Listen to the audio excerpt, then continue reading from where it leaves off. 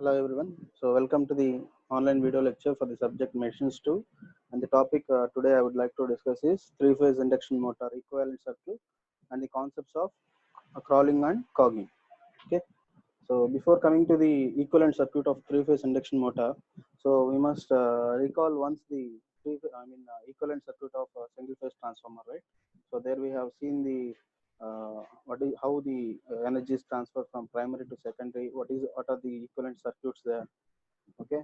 What are the parameters? That is the supply voltage. What about the currents? What are the induced EMFs? Okay.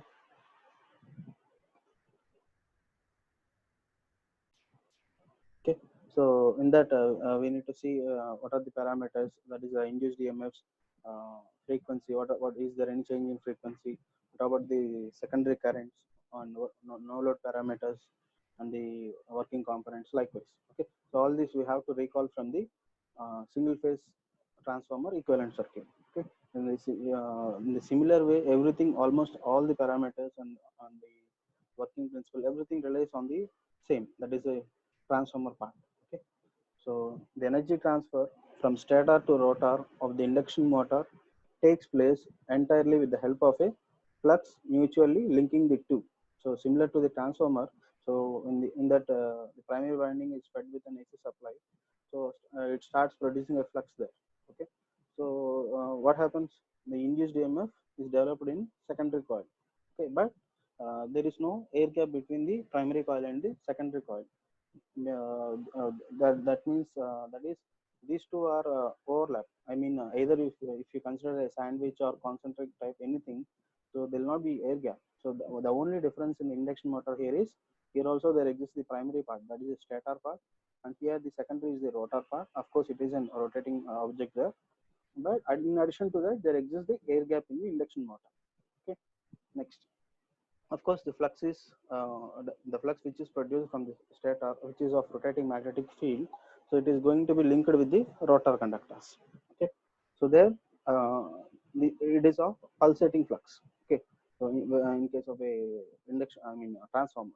Okay, next, thus stator acts as a primary, while the rotor acts as a rotating secondary when the induction motor is treated as a transformer.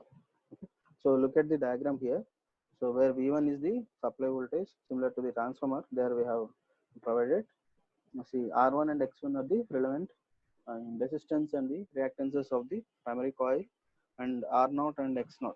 Okay, so these are the no load. In case of the transformers, there we have treated as no load parameters. Okay, if the transformer is in under off load conditions, so there exists some primary currents in the transformer.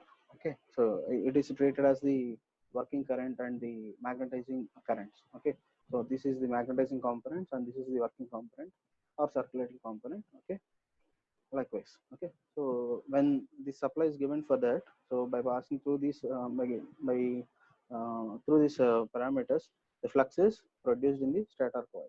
So in case of the induction motor here, it produces a rotating magnetic field. So of course we are well known about this rotating magnetic field and its performance. What about the speed, how it is produced, what type of poles, what are the angles between them, so everything we are well known. Okay, so no need to discuss all those things in the equivalent circuit. Okay, next, coming to the secondary part. So before the between the stator and the rotor, so there exists the air gap. So we are well known that it will be around 0.4 to 4 mm. It depends upon the rating of the machine. The gap will also exist, but it will be always tries to be less than 0.5 mm. Okay, next, in the secondary there exists the induced EMF. So there in the transformers we have treated as E2. Now here it is treated as E2R. So what is E2R there? So induced EMF in the rotor side, that is the secondary coil under running conditions. Okay, so we know that there exist two conditions, especially you have highlighted that, that is the standstill condition and running condition. Okay, so in the standstill condition means S slip S equal to 1, and in the running condition there exists the concept of slip. So there should be some minimum value of slip which should be 0 to 1. Okay, it can be never 0, it can be never 1. Okay, so similarly there exists the secondary coil resistance and reactance.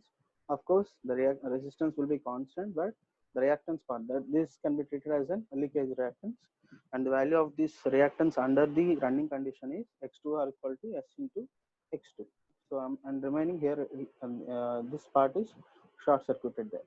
So if we come to the analysis of the either squirrel gauge or slip ring, so definitely the rotor circuit is closed there. Okay, because if the rotor circuit is not closed there, so it never produces a flux, because there will be no current drawn by the rotor circuit. Unless and until there is no current drawn by the circuit, it never produces a flux, and there is no a difference between the stator flux and the rotor flux. Okay, so it never develops a torque there. Okay, so rotor remains in standstill position. So definitely the rotor circuit has to be closed. But whereas in case of the transformers, we have seen the cases, that is on load conditions and off load conditions. Okay, but in case of the induction motors, the rotor circuit is closed. Of course, it may be under no load. Here for the motor, the load in the sense the mechanical load. Okay, so here the rotor circuit is closed, but it may be treated as an no load conditions. Okay, but there exist the parameters, because the rotor has to rotate, so that is our primary objective there. Okay, so these are the parameters in the uh, I mean induction motor. Okay, so it is which is same we can observe in the transformers. Okay, right. See, just for our analysis, I have recalled the previous diagram here. So consider a two-pole machine. So this is for phase 1, 2, and 3, and each of displaced at 120 degrees. So it produces a rotating magnetic field in the stator, so which is linked with the rotor conductors. So what happens, as per the Faraday's laws of electromagnetic magnetic induction, the rotor conductors produce an, it induces an EMF E2. Since the rotor circuit is closed, either the slip ring rotor or the squirrel cage rotors, so what happens, it draws the some amount of current, that is the secondary rotor current. Okay, so because of this, it produces a flux, and it is also revolving, it follows the same stator speed. Okay, but the torque, because of this, the torque is developed in the rotor, and this its direction is also we have observed through the left hand rule. Okay, so what is the direction of the force is how the what is the direction of the force, and how the rotor rotates and all. Okay, so likewise, so we have to consider from standstill condition. So those are the two cases we have to, in order to find out the equivalent circuit, we need to consider these two cases, that is the standstill condition and running condition, which is different from transformers. There is no concept of slip there. Okay, so if we consider the this induction motor in standstill condition, okay, we consider this induction motor in standstill, it appears to be same as the transformer there. Okay, under short circuited condition. Suppose if we use a thick wire in the secondary circuit for the transformer, it appears to be same as the induction motor equivalent circuit under standstill condition. Okay, right. See, let us see the parameters in from this diagram, from this first diagram. Okay, so this is the EMF induced in stator per phase. Okay, EMF induced in rotor per phase on standstill condition. Okay, I have said you before, for our convenience, let us start from the standstill condition, that is it is about to start there. Okay, so that is the maximum case. Okay, so next, where k is the rotor turns to the transformation ratio. Earlier we have seen k equal to E2 by E1, which is equal to N2 by N1, and also equal to I1 by I2. Okay, same here we have considered for transformation ratio equal to E2 by E1. That means the induced EMF in the primary, that means the stator per phase, is equal to the induced EMF in rotor per phase. So, but earlier from the torque equation, also we have derived that the induced EMF in the rotor E2R equal to S into E2.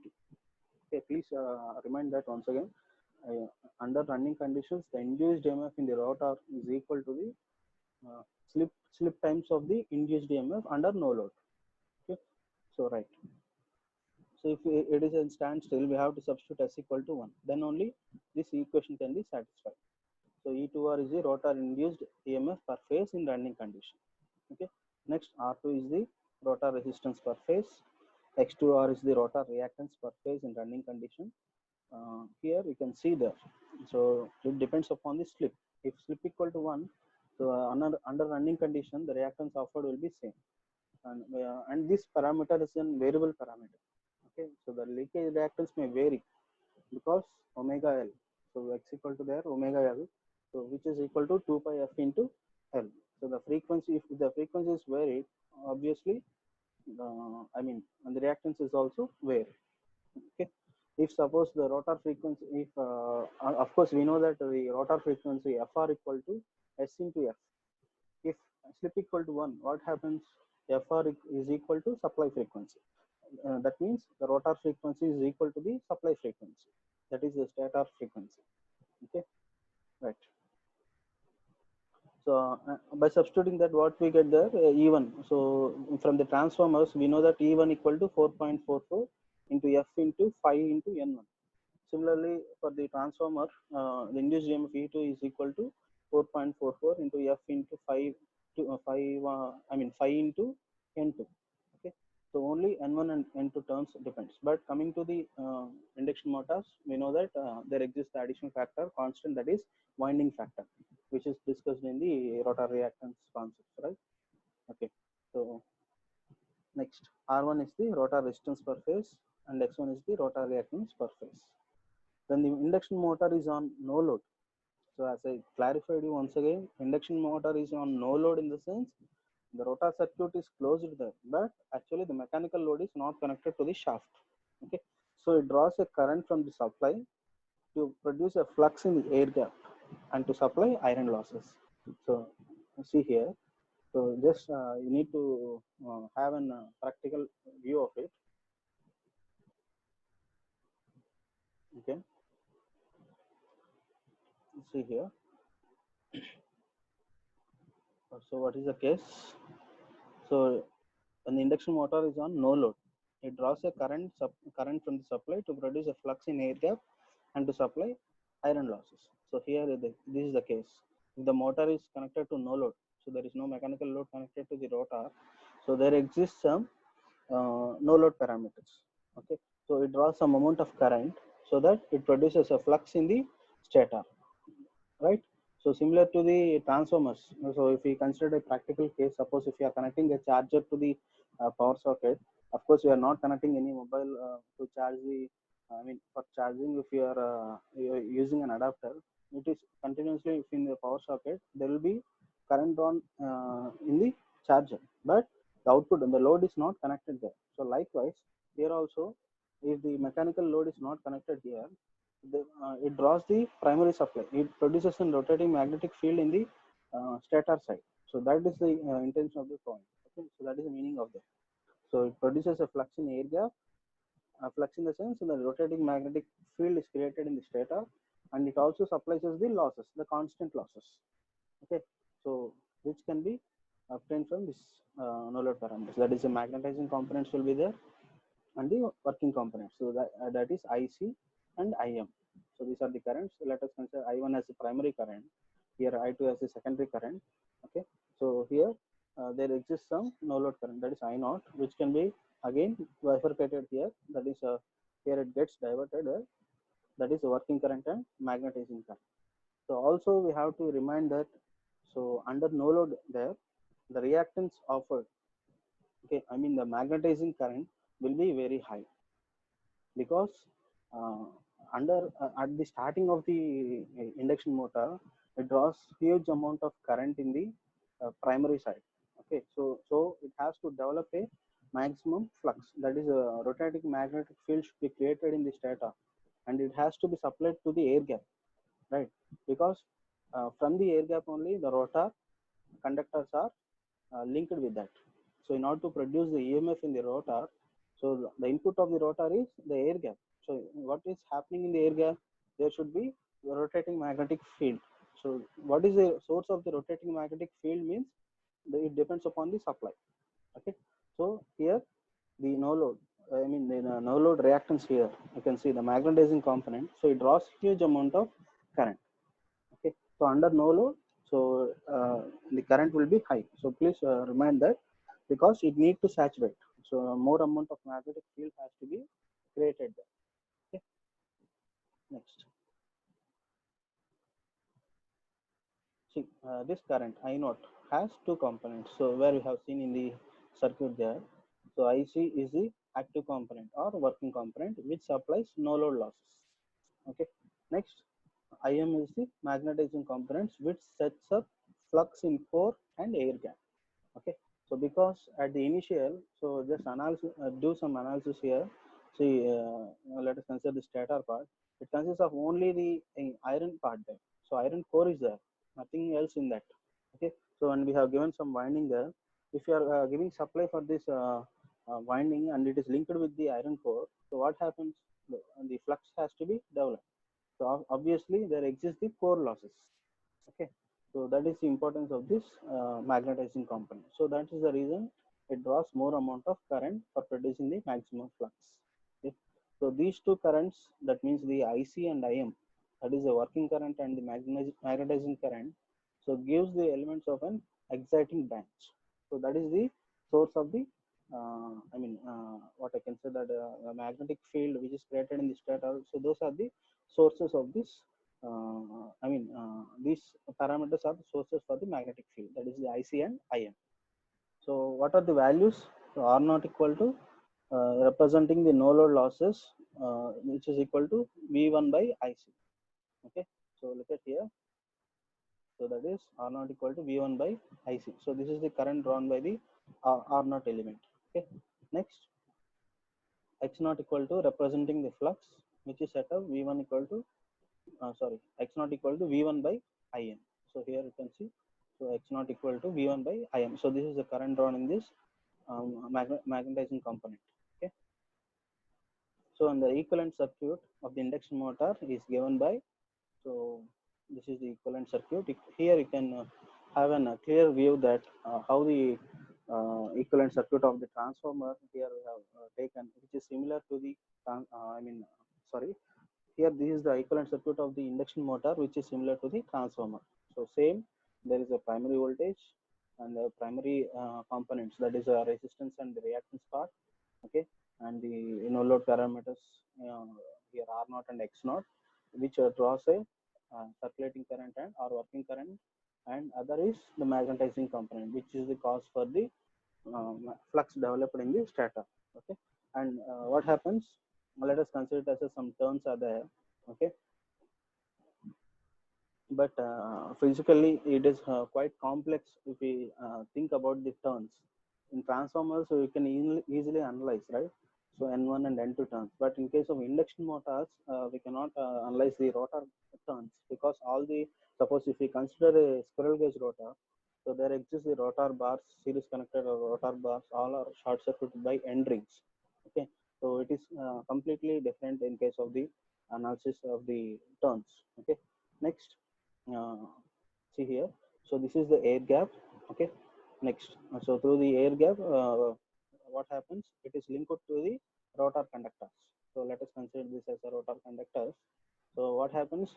Even if there is a load or unloaded, okay, even if the rotor circuit is closed or open, so what happens? There exists the induced EMF here.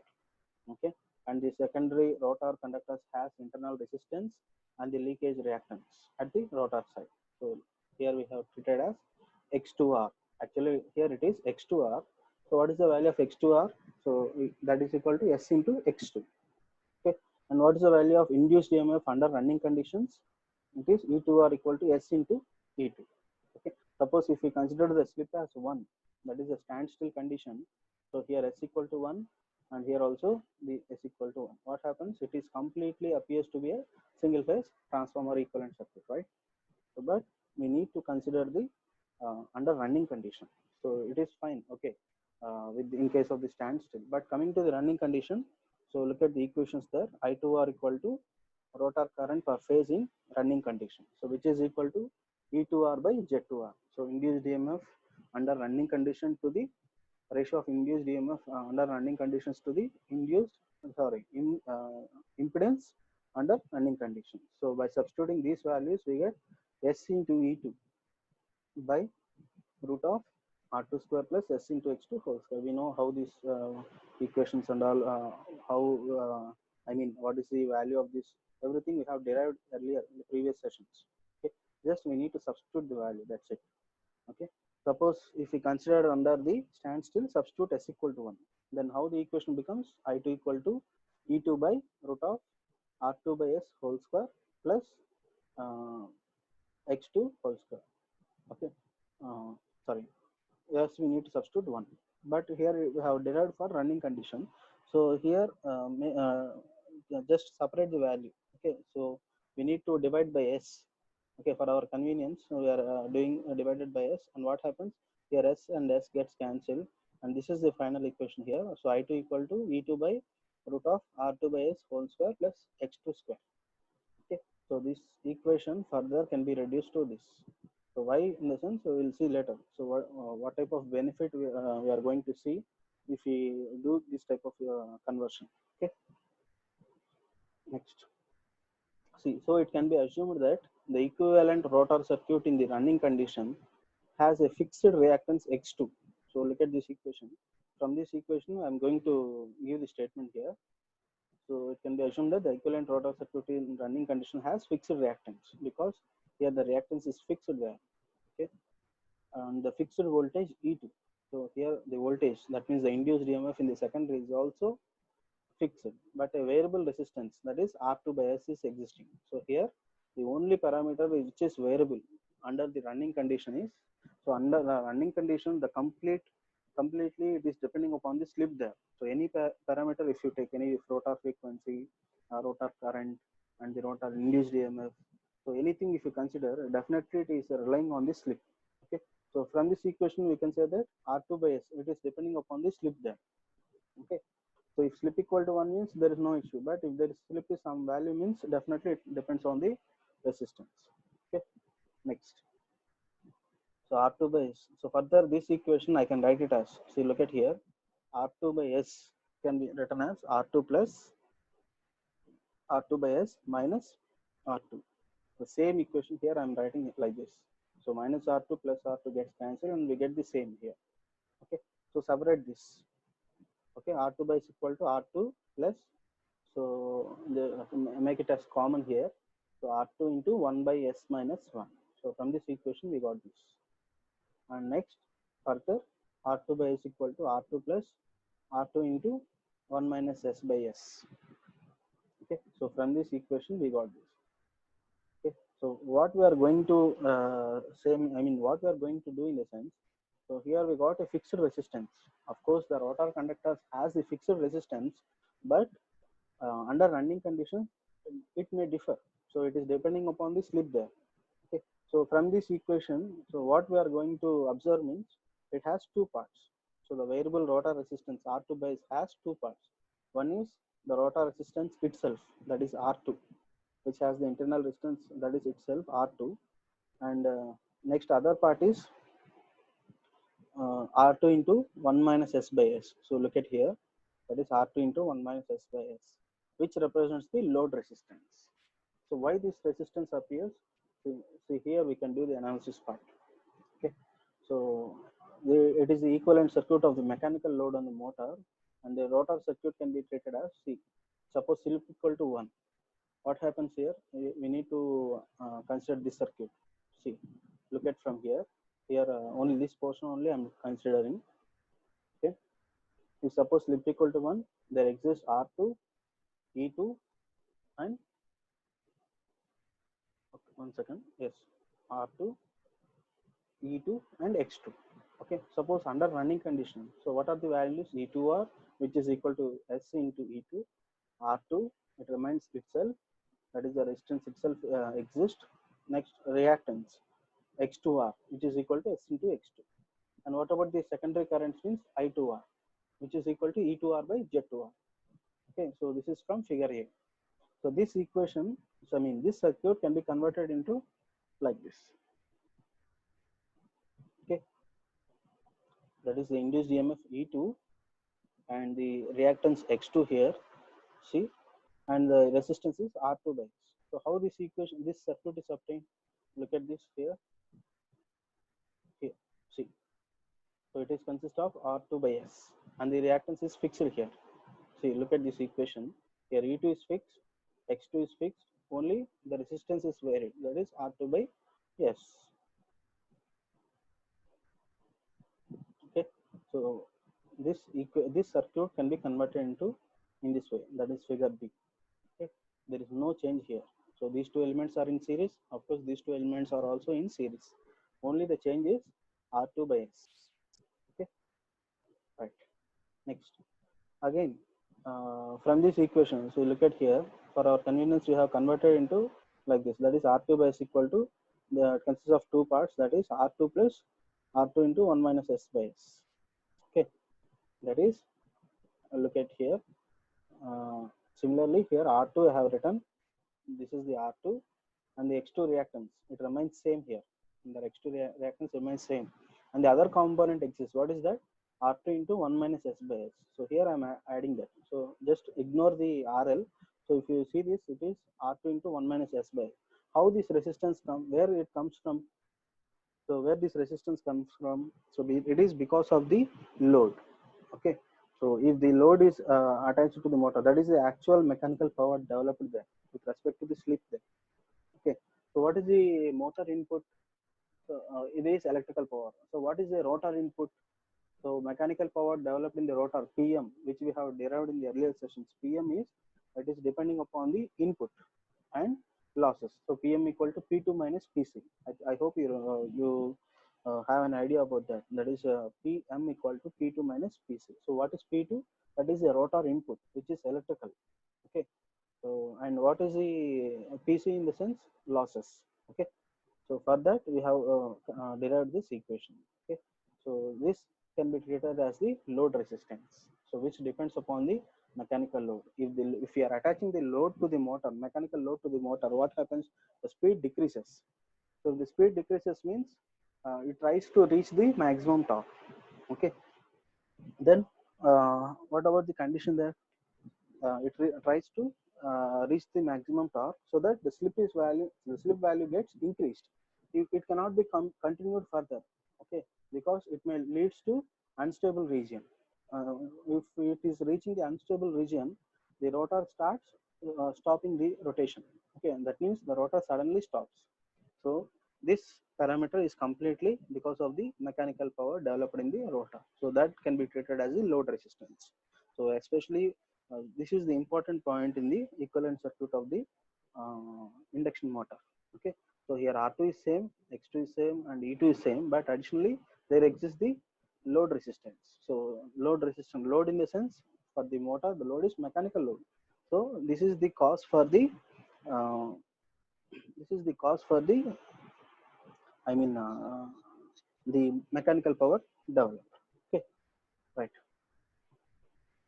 See, look, equivalent circuit refer to stator. So that means earlier we have seen in the transformers, right? If the secondary is shifted to primary and the primary is shifted to secondary, so we have seen the equivalent circuits, right? So here we need to consider the, secondary part is secondary parameters are shifted to primary side. That is referred to stator. Then how it becomes? So E2 dash equal to E2 by K. So why this appears means earlier we have seen that. So V2, E2 dash equal to E2 by K, and the current I2 dash equal to K into I2, reactance equal to by K, Kx2 by K square, and the resistance R2 equal to R2 by K square. Everything we have defined in the equivalent circuit of the transformers. The same we are substituting here. That's it. The reactance, resistance part and all. Okay. So K equal to E2 by E1. So transformation ratio, from that we need to find out. Suppose, look at here, from this we can analyze. Okay, if the secondary circuit is shifted to primary. Okay, here I am neglecting the terms, here I am neglecting the air gap. Consider it as a single circuit here. See, the primary remains the same, that is R1, X1, no load terms. And from the secondary circuit, what happens? So if it is shifted to primary, that is the stator, so it is E2 dash, X2 dash, R2 dash, RL dash. Okay, and we need to find out what are those values. So what is E2 dash there? That is E2 by K. Okay, next, what is that? I2 dash.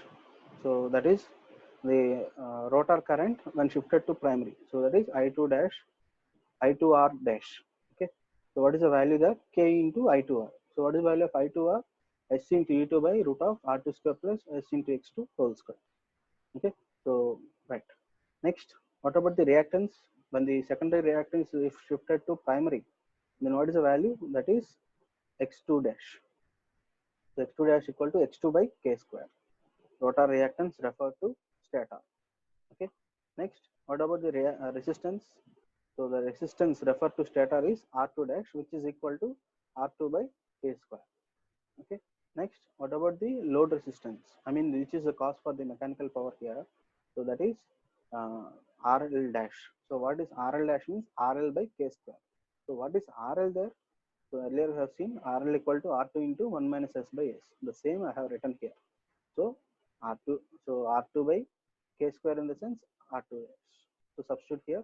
So R2 by K square means here R2 dash. So the final equation is R2 dash into 1 minus S by S. So this is the equivalent circuit of a induction motor with respect to stator and refer to stator. Okay. So finally, this equation can be converted to like this. Okay. So V1, IC, IM, R0, X0, that is R1, X1, X2 dash, R2 dash. So this is the equivalent circuit of a induction motor. Okay. So and one more thing I would like to discuss is, so look at this point I need to highlight that.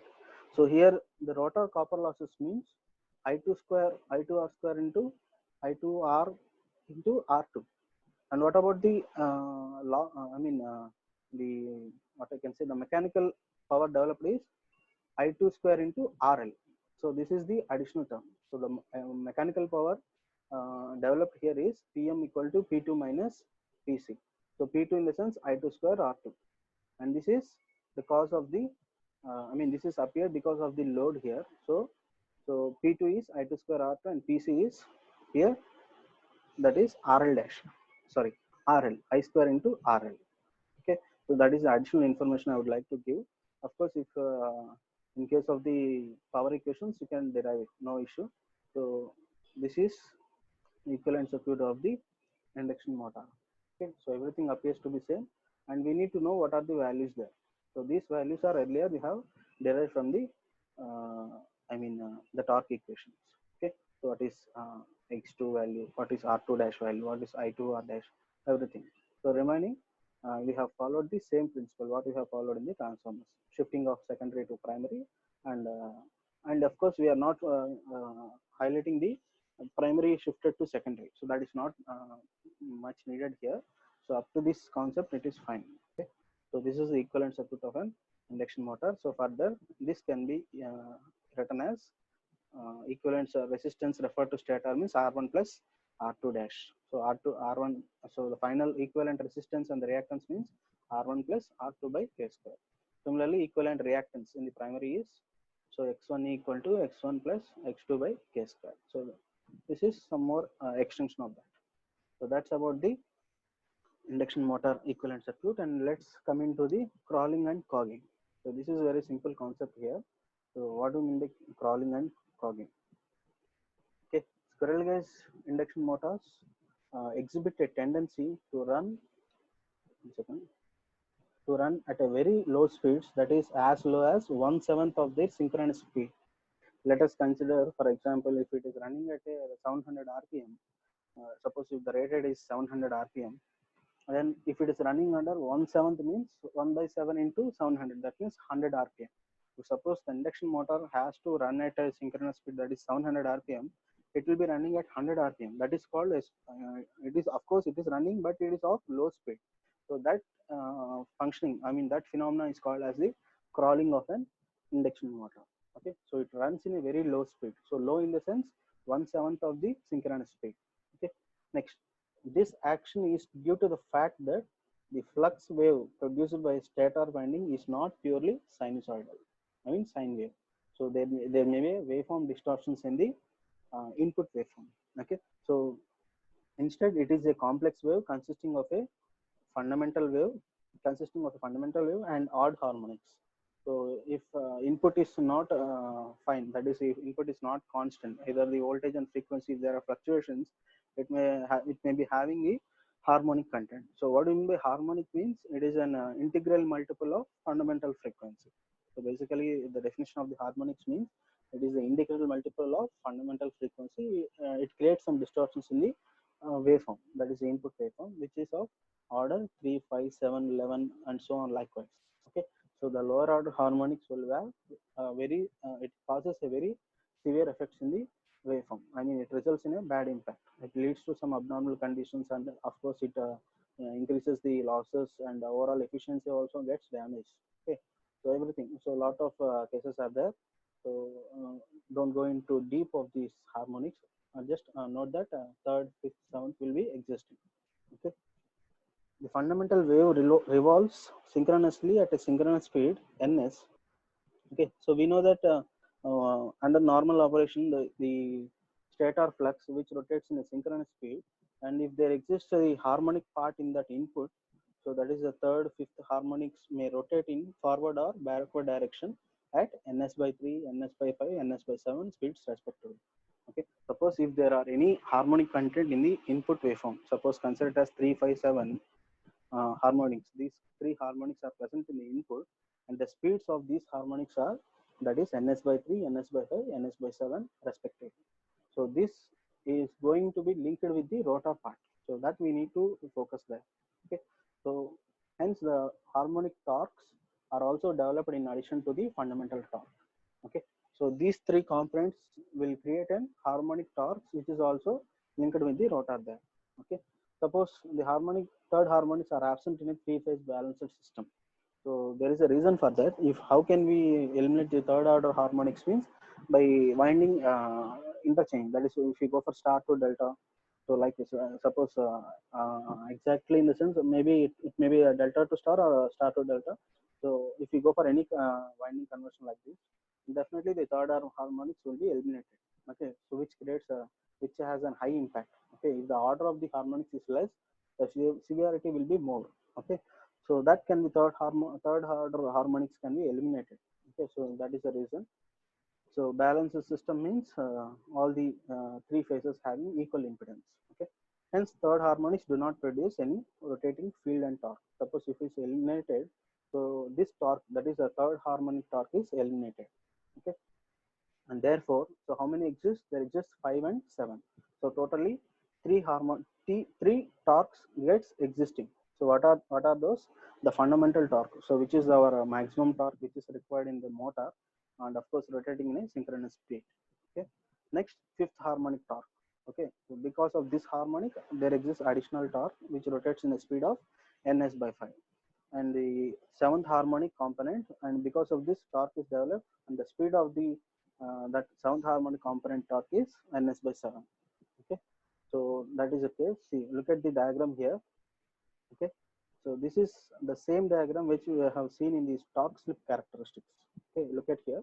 If slip equal to from 0 to 1, coming from right hand side to left hand side, so look at here, and the x-axis, and that is 0 to 1. Okay, so in terms of per unit, I think so. Sorry, no, 0 to 1. Sorry, 0 to 1. Okay, if it is coming from start condition, that is from 0, so it is in stable condition there. So the maximum torque is appeared. It is fine. So here it is in under stable condition. Okay, if the slip value is getting increased, what happens? It is entering to the unstable region. Okay, if it is furthermore continued, so why this happens means, if the motor is connected to a mechanical load, if you keep on adding the loads, what happens? So the motor starts reducing its speed. Okay, the speed of the rotor gets reduced, and of course it tries to reach the torque, but the slip value is getting increased. If there is increase in slip value and it is reaching 1, what happens? The rotor starts rotating. Okay, so this is the case here. So consider this part. Okay, so what I'm highlighting here, consider this position where the speed is very low. Okay, at this case it comes into crawling speed. So that is the concept where exists the crawling in induction motor. Okay, when the speed is less, that is 1 by 7th of the synchronous speed, so it is under very low speed. Okay, so that condition is called as the crawling. Okay, right. So with respect to this, we look at here. So actually, it has to be in maximum speed. That is a synchronous speed. Here, the speed is very low here. Okay. So this condition arises because if we continuously add the mechanical load to the rotor, if it is running in very low speed, it leads to crawling. Okay. So that is the case here. Okay. So just for further more details, here we are adding the the performance of the the angular position of this fifth harmonic and seventh harmonic. Okay, so let's have a glance on it. Now fifth harmonic currents will have a phase difference of 5 into 120, that is 600, which can be written as 2 into 360 minus 120. So the angle is minus 120. So this can be converted into this in order to know the angular position of the fifth harmonic. Okay. Hence the revolving speed setup will be in reverse direction. So minus 120 in the sense that is in opposite direction, that is ns by 5 if there exists a fifth harmonic. Okay, and it can be treated negative in the sense it is under braking action. Okay, so this creates a fluctuation in the rotor side. Okay, so that is the actual intention of this. Why we are discussing the harmonic part means, so how it is going to be effect in the induction motor. Okay, next. What about the seventh one? So the phase difference is 7 into 120, that is 840, which is equal to 2 into 360 plus 120. So here the angle can be treated as plus 120. So it is in same direction, that is the forward direction. Okay, and the speed is ns by 7. As we have discussed earlier.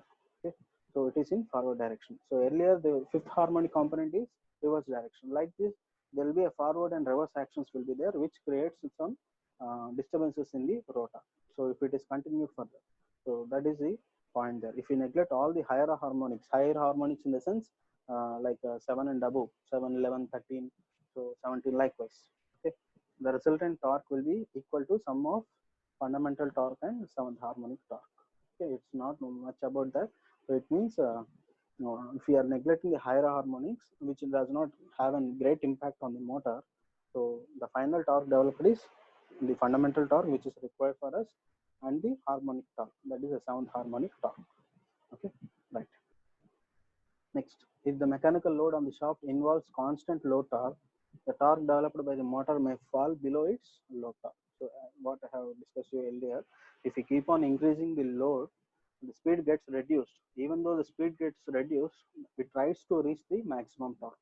Okay, so this type of working is called as the crawling in an induction motors. Okay, hope you have understood the crawling. And finally come to the cogging. So this characteristics of induction motor comes into picture when the motor refuses to start at all. So here there it is running slowly here, but in case of cogging, it never, it refuses to start at all, because sometimes it happens because of very low supply voltage. So even though if it is rotating, it may be due to a very low supply of voltage. But the main reason for starting problem in the motor is because of cogging, in which the slots of stator gets locked up with the rotor slots. So when this cogging occurs means, if there are equal number of stator and rotor slots. Okay, what are the slots? Those are the arrangements where we can which are called the provisions for the placing the winding there. If these both are equal, what happens? It leads to locking there. Okay, so definitely there should be some difference. Okay, so when look at this, when the slots of the rotor are equal in number with the slots in the stator, okay, they align themselves in such a way that both face to each other, and at this stage the reluctance of the magnetic path is minimum and the motor refuses to start. So this leads to, if there are equal number of poles there and they are both are facing at the same alignment, what happens? It leads to locking. Okay, so that is called cogging there, magnetic teeth locking. Okay, so apart from this, there is no more reason for cogging. If the harmonic frequencies coincide with the slot frequency due to the harmonics present in supply voltage, then it causes the torque modulation. Suppose if the same situation arises here, suppose if it is running in a very low speed, so what happens? There exists the harmonic frequencies. Of course, it rotates, but it is not highly, appreciated there. Okay, so it leads to losses in the machine. Okay, so as a result of it, cogging occurs. Okay, so this characteristics is known as magnetic teeth locking of the induction motor. Okay, so that's about the magnetic teeth locking, that is the cogging and crawling. So crawling means it runs in a very low speed, that is 1/7 of the synchronous speed, and cogging means if the number of stator slots is equal to number of rotor slots, it leads to the rotor refuses to rotate. Okay, next, how to overcome this clogging? So how to overcome means we have to show some difference. That is, the number of slots in the rotor should not be equal to number of slots in rotor. Okay, and the other is skewing. So I think you have know about this skewing, right? So skewing of the rotor slots, that means the stack of the rotor. I mean the outer periphery of the rotor is arranged in such a way that it is angled with an axis. Some sort of inclination. Okay, of course, it appears to be a curve, but there will be, angled with the some axis of rotation there. Okay, so that maximum amount of flux will be linked, and we can avoid this clogging. So that's about equivalent circuit of transformer and crawling and clogging. So thank you. Hope you have understood this session. Thank you.